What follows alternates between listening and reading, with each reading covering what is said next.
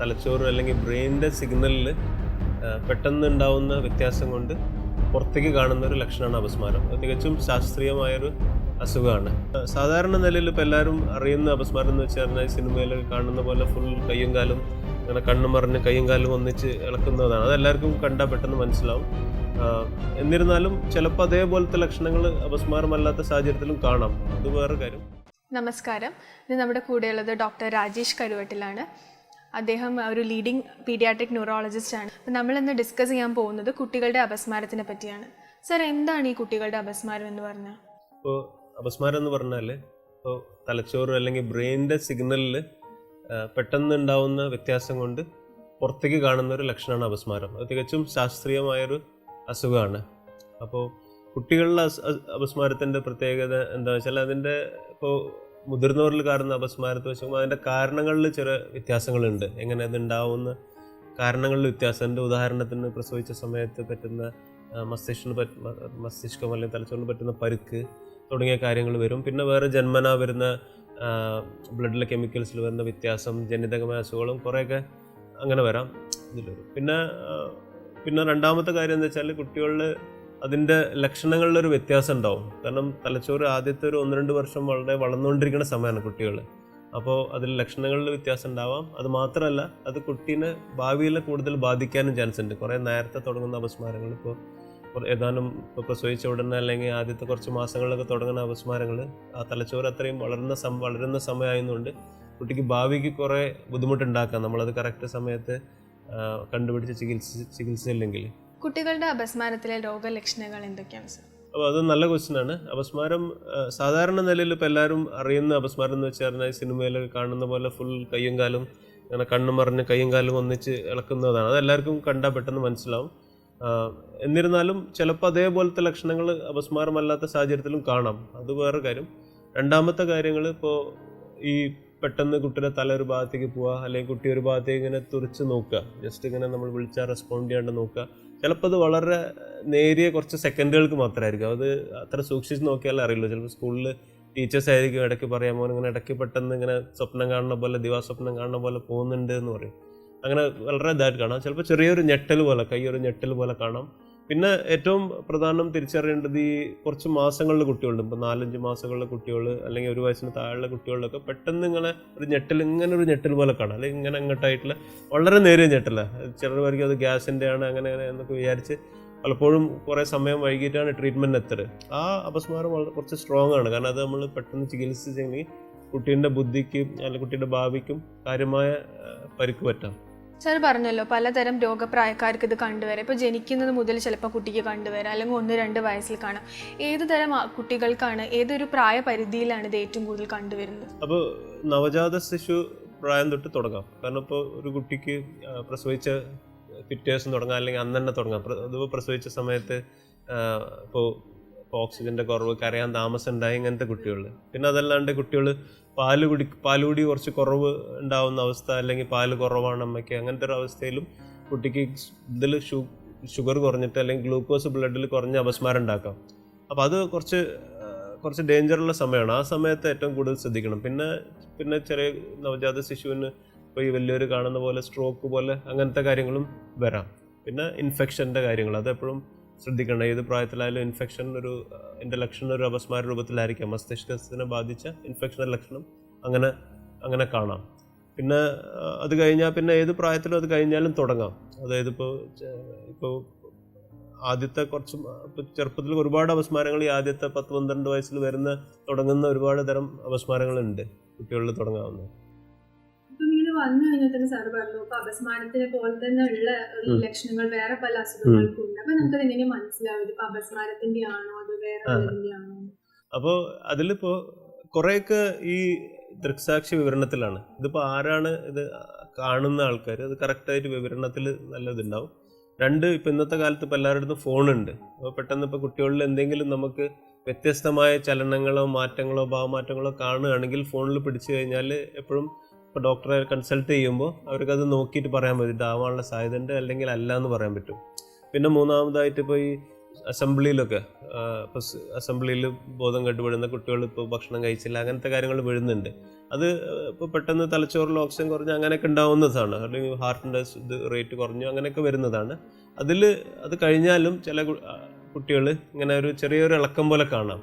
പക്ഷെ അപ്പോൾ ഈ ദൃക്സാക്ഷിയായി നിൽക്കുന്ന ഇപ്പോൾ ടീച്ചറോ അല്ലെങ്കിൽ ചിലപ്പോൾ സ്കൂളിലെ ആളായിരിക്കും, ഈവൻ ഇപ്പോൾ വളരെ ട്രെയിനിങ് ഉള്ള ഈ മറ്റേ മെഡിക്കൽ ആൾക്കാർ തന്നെ ഉണ്ട്, ഇപ്പോൾ ഈ ആംബുലൻസിന് ഡ്രൈവേഴ്സ് അല്ലെങ്കിൽ പാരാമെഡിക്കൽ സ്റ്റാഫ്, ഇവർ തന്നെ അതെന്തായാലും അപസ്മാരാന്ന് പറഞ്ഞതാക്കും. അപ്പോൾ പാരൻസിനോട് തുടങ്ങിയാൽ അത് കണ്ടു അപസ്മാരാണെന്ന് വളരെ പെട്ടെന്ന് തെറ്റിദ്ധരിക്കും.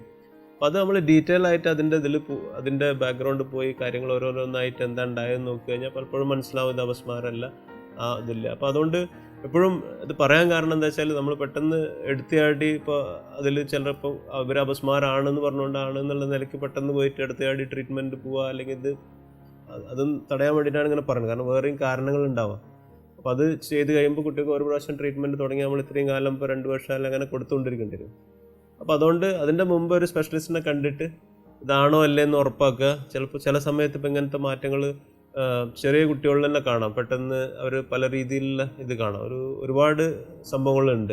അപ്പോൾ ചിലത് കഴുത്തൊരു ഭാഗത്തേക്ക് പിടിക്കുക, അങ്ങനെ പെട്ടെന്ന് ഈ കരഞ്ഞിട്ട് ശ്വാസം പിടിക്കുക, എന്നിട്ട് അത് കഴിഞ്ഞ് ബോധം വിടുക, അത് ഓക്സിജൻ കുറഞ്ഞിട്ട് അങ്ങനത്തെയൊക്കെ ഉണ്ട്. അതൊന്നും ഈ അപസ്മാരത്തിൽ പെടില്ല. അപസ്മാരം എന്ന് വെച്ചാൽ തലയിലെ സിഗ്നലിൽ വരുന്ന വ്യത്യാസം കൊണ്ട് പുറത്തേക്ക് കാണുന്നതാണ്, മറ്റത് വേറെ കാരണം കൊണ്ട് വരുന്നതാണ്. അപ്പോൾ അത് തിരിച്ചറിയേണ്ട ആവശ്യമാണ്. അതിപ്പോൾ ബെസ്റ്റ് ഒരു സ്പെഷ്യലിസ്റ്റിനെ കണ്ട് അതിൻ്റെ ഒരു എവാലുവേഷൻ ചെയ്ത് ആണോ അല്ലേ എന്ന് ഉറപ്പിക്കുന്നതായിരിക്കും നല്ലത്. ഇപ്പം നമ്മൾ സാമൂഹിക മാധ്യമങ്ങളിലൂടെ ആണെങ്കിൽ അല്ലെങ്കിൽ സിനിമയിൽ കൂടെ ആണെങ്കിലും പല അധികം മിഥ്യാധാരണകളുണ്ട് ഈ കുട്ടികളുടെ അപസ്മാരത്തിനെ പറ്റി. അപ്പം എന്താണ് ശരിക്കും ഈ മിഥ്യാധാരണകൾ? ഇപ്പം താക്കോല് കയ്യിൽ പിടിക്കുക, ഇതൊക്കെ ശരിക്കും ശരിയാണോ? അപ്പോൾ തീർച്ചയായും ഇപ്പോൾ ഒരുപാട് പ്രാചീന കാലം മുതൽക്ക് അറിയുന്നൊരു അസുഖമാണ് അപസ്മാരത്തിനെ പറ്റി. അതിനെപ്പറ്റിയുള്ള വിവരണങ്ങൾ നമ്മൾ പഴയ പുരാണങ്ങളിൽ തന്നെ കാണാം. പക്ഷെ കഴിഞ്ഞൊരു 100-150 വർഷത്തിലാണ് ഇതിൻ്റെ ഒരു ശാസ്ത്രീയ വശം ശരിക്കും മനസ്സിലായിട്ടുള്ളത്. ഇപ്പോൾ പ്രത്യേകിച്ചും ഇപ്പോൾ മിഥ്യാധാരണകൾ പറയുമ്പോൾ അപസ്മാരത്തിൻ്റെ കാരണത്തെ പറ്റി മിഥ്യാധാരണ ഉണ്ട്. പിന്നെ അതിൻ്റെ ഈ ഫസ്റ്റ് എയ്ഡ് അല്ലെങ്കിൽ വരുമ്പോൾ എന്താ ചെയ്യേണ്ടത് അതിൻ്റെയും മിഥ്യാധാരണകൾ ഇന്നും ഉണ്ട്. ഇപ്പോൾ അപസ്മാരം ഇപ്പോൾ നമ്മൾ ഈവൻ കേരളത്തിൽ നടത്തിയ സർവേയിൽ തന്നെ കണ്ടിട്ടുണ്ട്. ഇപ്പോൾ ശ്രീചിത്ര തിരുനാൾ ഇൻസ്റ്റിറ്റ്യൂട്ടിലെ ഒരു ഡോക്ടർ ഇപ്പോൾ നമ്മൾ മലപ്പുറം, പാലക്കാട്, തൃശ്ശൂർ ജില്ലകളിലൊക്കെ നടത്തിയ സർവേയിൽ തന്നെ അതിൽ ഇപ്പോൾ വളരെയധികം പേര് വിചാരിക്കുന്ന അപസ്മാരം ഒരു പ്രേതബാധയാണ്, അല്ലെങ്കിൽ പേടി കൊണ്ട് വന്നതാണ്, ശാപം കൊണ്ട് നമ്മളെ കാരണന്മാരെ ശാപം കൊണ്ട് വന്ന അങ്ങനെയൊക്കെ വിചാരിക്കുന്ന ആൾക്കാരുണ്ട്. അപ്പോൾ ഇങ്ങനെ വിചാരിക്കുമ്പോഴുള്ള പ്രശ്നം വെച്ചാൽ ഇവരപ്പോൾ അശാസ്ത്രീയമായ കുറേ മാർഗ്ഗങ്ങളിലേക്ക് പോകും. അത് കഴിഞ്ഞ് അപ്പോൾ അത്രയും സമയം ശരിക്കും അപസ്മാരം വന്ന് കുട്ടിയുടെ ബ്രെയിനിന് കൂടുതൽ പരിക്ക് വരികയാണ്. അപ്പോൾ അതൊരു ഭാഗമുണ്ട്. രണ്ടാമത്തെ ഭാഗം ഈ ഇപ്പോൾ ഫസ്റ്റ് എയ്ഡ് എന്താ ചെയ്യേണ്ടത്? ഇപ്പോൾ എല്ലാവരും ഇപ്പോൾ അപസ്മാരം വന്നാൽ വേഗം താക്കോൽ എടുക്കാൻ പോകും, താക്കോൽ കൊടുത്താൽ മാറുമെന്ന് വിചാരിക്കും. ചിലർ വേഗം തറയിൽ കടത്തണം എന്നിരിക്കും. പിന്നെ സ്ത്രീകൾ എടുക്കാൻ പാടില്ല, അപസ്മാരം അവർക്ക് പകരും, അങ്ങനെയൊക്കെ കുറേ ധാരണകളുണ്ട്. അതൊക്കെ തീർത്തും തെറ്റാണ്. അപ്പോൾ ആക്ച്വലി എന്താ ചെയ്യേണ്ടത് വെച്ചാൽ ഫസ്റ്റ് എയ്ഡ് എന്ന് വെച്ചാൽ അപസ്മാരം ഉണ്ടാവുന്ന ഒരു കുട്ടി, പ്രത്യേകിച്ച് ഈ ഇളക്കം പോലെയുള്ള ആളെ ഒരു ഭാഗത്തേക്ക് ചെരിച്ച് കിടത്തുക. അപ്പോൾ വായന്ന് എന്തെങ്കിലും ഏത് ഭാഗത്തേക്കും ആവാം, വായന്ന് തല ഒന്ന് സപ്പോർട്ട് ചെയ്യുക. അപ്പോൾ ഐതർ മടിയിലോ അല്ലെങ്കിൽ ചെറിയ തലനെ വെച്ചൊന്ന് സപ്പോർട്ട് ചെയ്യുക. കുട്ടിക്ക് പരുക്ക് പറ്റുന്ന സ്ഥലമാണെങ്കിൽ അതൊന്ന് മാറ്റി കിടത്താം. പക്ഷെ ഒരു ഭാഗത്ത് ചെരിച്ചെടുത്താൽ വായന്ന് എന്തെങ്കിലും ഒരേ പതേ വരുന്നുണ്ടെങ്കിൽ അത് തുടച്ച് കളയും പുറത്തുള്ളത്. നാവ് വിഴുങ്ങിപ്പോണ പ്രശ്നമൊന്നും ഉണ്ടാവില്ല. അതുകൊണ്ട് നാവ് പിടിച്ച് വലിക്കുക അങ്ങനത്തെ കാര്യങ്ങളൊന്നും ചെയ്യേണ്ട ആവശ്യമില്ല. പിന്നെ സാധാരണ നിലയിൽ ഈ ഇളക്കം പോലത്തെ ഭാഗം ഒരു 90% കേസിൽ 2-3 മിനിറ്റിൽ നിൽക്കും. അങ്ങനെ 2-3 മിനിറ്റിൽ നിൽക്കുന്നതാണെങ്കിൽ അത് കഴിഞ്ഞ കുട്ടീനെ കുറച്ച് നേരം കൂടി അങ്ങനെ കിടത്താം. എന്നിട്ട് മെല്ലെ ബോധം തെളിയുന്നവരെ വിളിച്ച് മെല്ലെ ബോധം തെളിയുന്നുണ്ടോ എന്ന് നോക്കുക. അപ്പോൾ അത്രേ അർജൻറ്റായിട്ട് ചെയ്യേണ്ട കാര്യമുള്ളൂ. പിന്നെ പക്ഷേ ഏത് സാഹചര്യത്തിലാണ് ഹോസ്പിറ്റലിൽ കൊണ്ടുപോകേണ്ടത്? അപ്പോൾ നമ്മളിപ്പോൾ 2-3 മിനിറ്റിൽ നിൽക്കുന്നില്ല, ഇതിങ്ങനെ തുടർന്നുകൊണ്ടേ ഇരിക്കുകയാണ്, അങ്ങനെയാണെങ്കിൽ അത്യാവശ്യമായിട്ട് ഹോസ്പിറ്റലിൽ കൊണ്ടുപോകേണ്ടി വരും. രണ്ടാമത് ഇപ്പോൾ കുട്ടി ഒരു വശം വന്ന് ബോധം തെളിയുന്നില്ല, അല്ലെങ്കിൽ നല്ല പനിയുണ്ട്, പിന്നെ വീണ്ടും ഒരു പ്രാവശ്യം ഇളക്കം നിന്ന് കുറച്ച് കഴിഞ്ഞ് വീണ്ടും വന്ന് അങ്ങനെ വരുന്ന അവസ്ഥയിലും നമ്മൾ പെട്ടെന്ന് ഹോസ്പിറ്റലിൽ കൊണ്ടുപോകേണ്ടി വരും. അപ്പോൾ ഈ താക്കോലിൻ്റെ കാര്യം പറഞ്ഞത് പലപ്പോഴും ഇതായിരിക്കും കാരണം ഞാൻ പറഞ്ഞ പോലെ 90% 2-3 മിനിറ്റിൽ നിൽക്കും. ആ സമയമാകുമ്പോഴേക്കും താക്കോലൊക്കെ അന്വേഷിച്ച് വരുമ്പോഴേക്കും വിചാരിക്കും താക്കോൽ കൊണ്ടാണ് ഇത് നിന്നതെന്നുള്ളൊരു ധാരണ വരും. അതുകൊണ്ടായിരിക്കും അങ്ങനെ ഒരു ധാരണ ജനങ്ങളിൽ ഉണ്ടാവാൻ കാരണം എന്ന് വിശ്വസിക്കുന്നത്. സാർ പറഞ്ഞു ഈ അപസ്മാരം എന്ന് പറയുന്ന ബ്രെയിൻ സിഗ്നൽസിലുള്ള അബ്നോർമാലിറ്റി ആണെന്ന്. എത്രത്തോളം ഒരു ജനറ്റിക് പ്രീഡിസ്പോസിഷൻ ഉണ്ട് ഈ അസുഖത്തിന്? അതൊരു നല്ല ചോദ്യമാണ്. കാരണം ജനിതകമായ ഒരുപാട് അപസ്മാരം, പണ്ട് നമ്മൾ കാരണം അറിയാത്ത അപസ്മാരം ഇപ്പോൾ കൂടുതൽ ജനിതകമായ പ്രശ്നങ്ങൾ കണ്ടുപിടിച്ച് അതിൻ്റെ ഒന്ന് മനസ്സിലാവുന്നുണ്ട്. അപ്പോൾ അമ്മയ്ക്ക് വരുന്നുണ്ടെങ്കിൽ അതിൻ്റെ ചാൻസ് ഉണ്ട്. ചില ടൈപ്പ് അപസ്മാരം കൂടുതൽ ചാൻസ് ഉണ്ട് വരാൻ വേണ്ടിയിട്ട്. അപ്പോൾ തീർച്ചയായും നമ്മളിപ്പോൾ അപസ്മാരത്തിൻ്റെ ഇപ്പോൾ ബാക്ക്ഗ്രൗണ്ട് ഹിസ്റ്ററി ഒക്കെ നോക്കുമ്പോൾ നമ്മൾ ഇതൊക്കെ കണക്കിലെടുക്കാറുണ്ട്, കുട്ടിക്ക് എത്ര സാധ്യത ഉണ്ട് എന്നുള്ളതിൽ വെച്ചിട്ട്. എത്രത്തോളം നമുക്ക് ഈ അപസ്മാരം ട്രീറ്റ് ചെയ്ത് ക്യൂർ ചെയ്യാൻ പറ്റുന്നതാണ്? ഇത് ഒരു ഭയപ്പെടേണ്ട ഒരു അസുഖമാണോ? അപ്പോൾ അപസ്മാരം തികച്ചും നമുക്ക് കൺട്രോൾ ചെയ്യാൻ പറ്റുന്ന അസുഖമാണ്. അതൊരു 70% 80% കുട്ടികളിലും ഒരു മരുന്നുകൊണ്ട് ഫുള്ളായിട്ട് അതിനെ ക്യൂർ ചെയ്യാൻ പറ്റും. ബാക്കി ഒരു ചെറിയ ശതമാനം കുട്ടികൾക്ക് പിന്നെ മരുന്ന് തുടർച്ചയായിട്ട് കഴിക്കേണ്ടി വരില്ലല്ലോ. അപ്പോൾ സാധാരണ നിലയിൽ നമ്മൾ പറഞ്ഞ ഏകദേശം ഒരു 2 കൊല്ലം മരുന്ന് കൊടുത്ത് കൺട്രോൾ ചെയ്ത് കഴിഞ്ഞാൽ ഒരു 80% 70-80% കുട്ടികൾക്കും പിന്നെ വരില്ല. അങ്ങനെയാണ് ചില കേസിൽ വരാൻ ചാൻസ് ഉണ്ട്. അതിപ്പോൾ ബാക്കിയുള്ള ടെസ്റ്റുകളും അല്ലെങ്കിൽ കുട്ടിയുടെ അപസ്മാരം മരുന്ന് കൊടുത്ത് എങ്ങനെ കൺട്രോൾ ആവുന്നു ഇതൊക്കെ അനുസരിച്ചിരിക്കും. സാറ് പറഞ്ഞല്ലോ അപസ്മാരം എന്ന് പറയുന്നത് വേറെ പല അസുഖങ്ങളുമായിട്ട് റിലേറ്റഡ് ആയിട്ട് വരാം. വേറെ ഏതൊക്കെ അസുഖങ്ങളാണ് അപസ്മാരമായിട്ട് റിലേറ്റഡ് ആയിട്ട് വരുന്നത്? അപ്പോൾ ചുറ്റുപാടുള്ള കാര്യങ്ങൾ എന്ന് വെച്ചാൽ ഒന്നിപ്പോൾ അങ്ങനെ പൊതുവേ ഇപ്പോൾ നമ്മൾ തലയ്ക്ക് ഇപ്പോൾ പരിക്ക് പറ്റുക അങ്ങനത്തെ സാധനമുണ്ട്. ഇപ്പോൾ ഗ്ലൂക്കോസ് കുറയുക, സോഡിയം കുറയുക. അപ്പോൾ ഓരോ അസുഖങ്ങൾ വന്നു കുട്ടിക്കിപ്പോൾ ഉദാഹരണത്തിന് വയറിളക്കം വന്നുകൊണ്ടിരുന്നു, പറ്റുന്ന പോയിക്കൊണ്ടിരിക്കുക. അപ്പോൾ വേണ്ട രീതിയിൽ കുട്ടി ഭക്ഷണം കഴിക്കുന്നില്ല. അപ്പോൾ അങ്ങനെ വരുമ്പോൾ ഷുഗർ കുറയാം, സോഡിയം കുറയാം. ഇതൊക്കെ അപസ്മാരം ഉണ്ടാക്കാം. ചില കുട്ടികൾക്ക് ഇപ്പോൾ കാൽഷ്യം കുറവായിരിക്കും, ഇപ്പോൾ വിറ്റാമിൻ ഡിൻ്റെ കുറവോ അല്ലെങ്കിൽ പല കാരണം കൊണ്ട് കാൽഷ്യം ബ്ലഡിൽ കുറവാണെങ്കിലും വരാം. അങ്ങനത്തെ ഇത് വരാം. അല്ലാണ്ട് ഇപ്പോൾ പുറത്തുള്ള സംഭവങ്ങൾ അങ്ങനെ ഇപ്പോൾ എൻവയറമെന്റിലെ സംഭവങ്ങൾ അങ്ങനെ ഉണ്ടാക്കില്ല. ഈ കുറച്ച് കാര്യങ്ങളുണ്ട് വരാനുള്ളത്. അത് മാനസികമായ പ്രശ്നങ്ങൾ അതൊക്കെ ഇതിനെ ഫേവർ ചെയ്യുന്നുണ്ടോ? അതൊരു കാരണമായി മാറുമോ? അപ്പോൾ മാനസികമായ പ്രശ്നങ്ങളിൽ കാണുന്ന ഇതെന്താ വെച്ചാൽ ഇപ്പോൾ അപസ്മാരം എന്ന് വെച്ചാൽ ഇപ്പോൾ നമ്മൾ ചുരുക്കത്തിൽ പറയുകയാണെങ്കിൽ ബ്രെയിനിൻ്റെ ഒരു അസുഖത്തിൻ്റെ ഒരു പ്രശ്നമാണ്. ബ്രെയിനിൻ്റെ ഘടനയിലോ അല്ലെങ്കിൽ അതിൻ്റെ പ്രവർത്തനത്തിലോ വരുന്ന വ്യത്യാസം കൊണ്ടുണ്ടാവുന്നതാണ്. അപ്പോൾ അതിൻ്റെ വേറൊരു ലക്ഷണം മാനസിക പ്രശ്നമായിട്ട് കാണാം. ഇപ്പോൾ ബ്രെയിനിനൊരു പ്രശ്നം ഉണ്ടെന്ന് വെച്ചാൽ പ്രവർത്തന പ്രശ്നം ഉണ്ടെങ്കിൽ അതിൻ്റെ ഒരു ലക്ഷണം അപസ്മാരമായിരിക്കാം, ഒരു ലക്ഷണം ഇപ്പോൾ മാനസിക പ്രശ്നമായിരിക്കാം. ചിലർ പ്രശ്നം ഇപ്പോൾ ഓട്ടിസം പോലത്തെ പ്രശ്നങ്ങൾ അതിൽ വരാം. അവർക്ക് ഹൈപ്പർ ആക്ടിവിറ്റി ADHD എന്ന് പറയും, ഹൈപ്പർ ആക്ടിവിറ്റി ആ പ്രശ്നങ്ങൾ വരാം. അപ്പോൾ ഇതൊക്കെ അതിൻ്റെ ഓരോ ലക്ഷണങ്ങളായിട്ട് വരാം. പക്ഷേ മാനസിക പ്രശ്നങ്ങളുള്ള കുട്ടികളിൽ അല്ലെങ്കിൽ അവർക്ക് ഇപ്പോൾ ചില കുട്ടികൾക്ക് ഇപ്പോൾ ഒരു ടെൻഷൻ ഉണ്ടാവും കുറച്ച് അധികമായിട്ട്, either വീട്ടിലെ പ്രശ്നമോ അല്ലെങ്കിൽ സ്കൂളിലെ പ്രശ്നമോ അങ്ങനെ ആയിട്ട് വരാം. അപ്പോൾ അവർക്ക് അപസ്മാരം പോലെ തന്നെ കണ്ടാൽ തോന്നിക്കുന്ന ചലനങ്ങൾ അവരിൽ കാണാം. അത് അവർ മനഃപൂർവ്വം ചെയ്യുന്നതല്ല, അതൊരു സബ് കോൺഷ്യസ് മൈൻഡ്, ഉപബോധ മനസ്സിൻ്റെ ഒരു ഇൻഫ്ലുവൻസ് കൊണ്ട് അങ്ങനെ വരുന്നതാണ്. അപ്പോൾ അത് പെട്ടെന്ന് ആൾക്കാർ കാണുമ്പോൾ അത് അപസ്മാരം തെറ്റിദ്ധരിക്കാം. അപ്പോൾ അതിലാണ് ഇപ്പോൾ നമുക്ക് വീഡിയോ അല്ലെങ്കിൽ ഇങ്ങനെ ഇപ്പോൾ കുറേ കുട്ടികൾ നമ്മൾ കാണാറുണ്ട്, ഞാൻ കാണലുണ്ട്. ഇപ്പോൾ സ്കൂളിൽ പോയി അരമണിക്കൂർ ബോധം കെട്ട് കിടക്കുക, എണീക്കുന്നില്ല, വിളിച്ചാൽ എണീക്കുന്നില്ല, അങ്ങനത്തെ കുറേ കുട്ടികളെ കാണലുണ്ട്.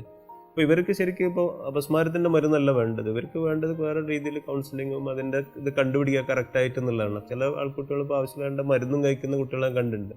നമ്മൾ പലപ്പോഴും അത് മരുന്ന് നിർത്തി അവർക്ക് വേണ്ട രീതിയിലുള്ള കൗൺസിലിംഗ് കൊടുത്ത് ശരിയാക്കാറുണ്ട്. നമ്മളിപ്പോൾ നന്നായിട്ടൊരു മെഡിക്കൽ ഹെൽപ്പ് സോർട്ട് ചെയ്താൽ തന്നെ എത്രത്തോളം നമുക്ക് ഈ അപസ്മാരം എന്നുള്ളതിന്ന് വിട്ടു നിൽക്കാൻ പറ്റും? അപ്പോൾ തീർച്ചയായിട്ടും ഒന്നിപ്പോൾ അപസ്മാരത്തിൻ്റെ കാരണം അനുസരിച്ചിരിക്കും. ഒന്ന് ഇപ്പോൾ ചില കണ്ടീഷൻസിൽ ചിലപ്പോൾ ഇപ്പോൾ തലച്ചോറിനെ ബാധിച്ച പരുക്ക് അല്ലെങ്കിൽ തലച്ചോറിൻ്റെ ഘടനയിൽ ജന്മന വന്ന വ്യത്യാസത്തിലൊക്കെ കുറച്ചും കൂടി അപസ്മാരം നീണ്ടെക്കാനും ചിലപ്പോൾ മരുന്ന് തുടർച്ചയായിട്ട് കഴിക്കേണ്ടിയും വരാം. ഇപ്പോൾ നമ്മൾ പറയുന്ന ഒരു 70-50% കുട്ടികളിൽ നമുക്ക് ഫുള്ളായിട്ട് കൺട്രോൾ ചെയ്യാൻ പറ്റും. അപ്പോൾ അതിപ്പോൾ ഓരോ കുട്ടിയുടെയും അല്ലെങ്കിൽ ബാക്ക്ഗ്രൗണ്ടും കാരണങ്ങളൊക്കെ അനുസരിച്ചിരിക്കും. അത് നമുക്ക് അതിൻ്റെ അത് പറയാൻ പറ്റുന്നത്. നമ്മൾ ഇപ്പം അവൈലബിൾ ആയിട്ട് നമ്മുടെ കേരളയിൽ ഇപ്പം ഇതിനുള്ള എല്ലാ മരുന്നുകളും അല്ലെങ്കിൽ സാഹചര്യങ്ങളും എല്ലാം തീർച്ചയായിട്ടും നമുക്ക് ഈ കേരളത്തിൽ ഇപ്പോൾ എല്ലാം മരുന്നുണ്ട്. ഇപ്പോൾ ഞാൻ ഇതിൻ്റെ മുമ്പ് ഞാനൊരു 13 കൊല്ലം ഇംഗ്ലണ്ടിലായിരുന്നു വർക്ക് ചെയ്തിരുന്നത്. അത് കഴിഞ്ഞ 2 വർഷമായിട്ടാണ് ഇപ്പോൾ കേരളത്തിൽ വന്ന് പ്രാക്ടീസ് ചെയ്യുന്നത്. അപ്പോൾ നമുക്കിപ്പോൾ അവിടെ ചെയ്യാൻ പറ്റുന്ന മരുന്നുകളൊക്കെ തന്നെ എവിടെയും അവൈലബിൾ ആണ്.